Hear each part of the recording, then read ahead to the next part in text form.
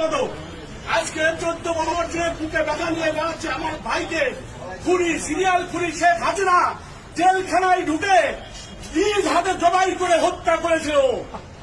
সেই কথা বলতে পারিনি, আমার ভাইয়ের নাম উচ্চারণ করতে পারেনি।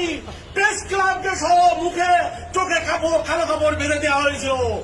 আজকে আপনারা সেই সুযোগ এনে দিয়েছেন, সেই জন্য আজকে আমি এই কথা বলতে চাই যে আমার ভাইয়ের বিচার, আমার ভাইয়ের হত্যার বিচার চাই।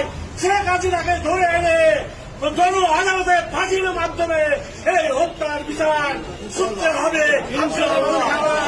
আর আমার ভাইয়ের নাম আমার ভাই জাতীয় বীর মেজর ফজলুল হুদা, জাতীয় বীর মেজর ফজলুল হুদা, জাতীয় বীর মেজর ফজলুল হুদা।